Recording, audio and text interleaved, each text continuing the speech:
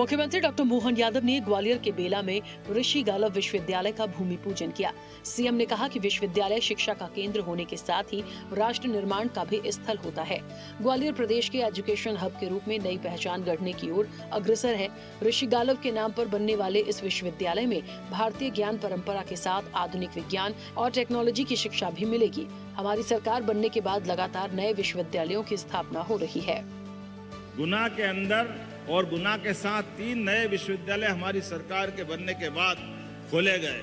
इसमें टंटिया मामा के नाम पर अगर हम खरगोन में विश्वविद्यालय खोलते हैं तो ग्वालियर को गौरवान्वित करते हैं। तात्या टोपे विश्वविद्यालय गुना में स्थापित करते हैं।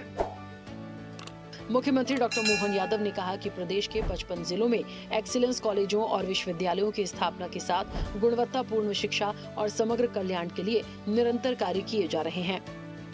राज्य का विश्वविद्यालय की आवश्यकता थी तो हमने अपने यहीं की रानी अवंतीबाई लोधी के नाम पर सागर में भी वो विश्वविद्यालय खोला और सरकार बनने के साथ ही 55 एक्सीलेंस कॉलेज जिसमें नई शिक्षा नीति के बलबूते पर समग्र शिक्षा के प्रयास किए गए।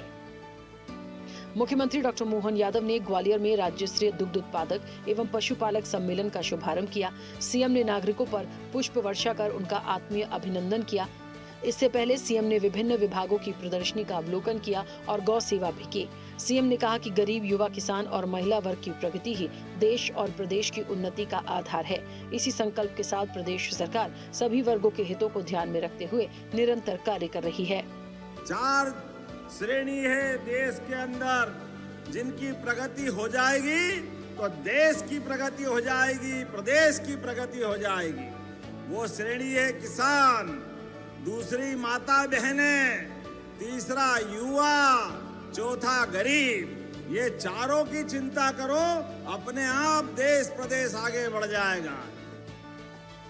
मुख्यमंत्री डॉक्टर मोहन यादव ने कहा कि प्रदेश में दुग्ध उत्पादन को बढ़ावा देने के साथ पशुपालकों को हर संभव सहयोग प्रदान किया जा रहा है। नेशनल डेयरी डेवलपमेंट बोर्ड के साथ राज्य के अंदर अब दूध का उत्पादन बढ़ा रहे हैं। दूध का उत्पादन बढ़ाने के लिए घर घर गोपाल और डेयरी खड़ी करने के लिए अब 25 गाय माता लेकर के आप योजना बना के जाओगे तो 10 लाख रुपया हमारी सरकार आपको देने वाली। जोरदार अभिनंदन करो आपके अपने आमदनी बढ़ाने के लिए। मुख्यमंत्री डॉक्टर मोहन यादव ने ग्वालियर और डबरा के पशुपालकों के लिए बड़ी सौगातों का ऐलान किया। अब पशुओं के इलाज के लिए उन्हें इधर उधर नहीं भटकना पड़ेगा। सीएम ने ग्वालियर में वेलनेस सेंटर और डबरा में नया पशु चिकित्सालय खोलने की घोषणा की। इसके साथ ही वेलनेस सेंटर में पशु आहार निर्माण की सुविधा भी होगी।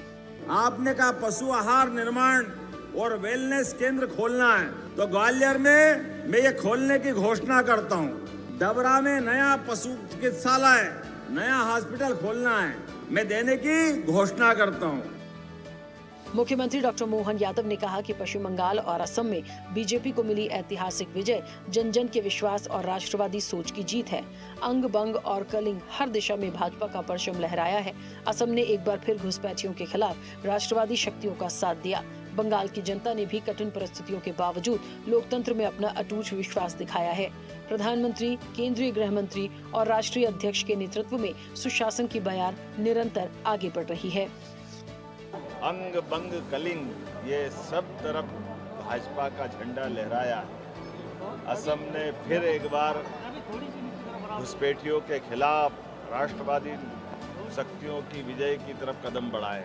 यशस्वी प्रधानमंत्री के नेतृत्व में ये 22वां राज्य हमारे एनडीए के साथ खड़ा होता दिखाई देगा।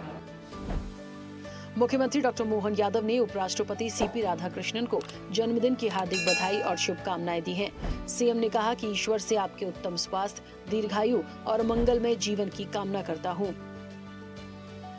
मुख्यमंत्री डॉक्टर मोहन यादव ने बुंदेलखंड के वीर सपूत महाराजा छत्रसाल की जयंती पर कोटि कोटि नमन किया है। सीएम ने कहा कि बाल्यावस्था से शौर्य, अदम्य साहस एवं पराक्रम के साथ आपने मातृभूमि की रक्षा के लिए जीवन समर्पित कर दिया। आपका अभूतपूर्व रणकौशल वीरता के इतिहास का स्वर्णिम अध्याय है।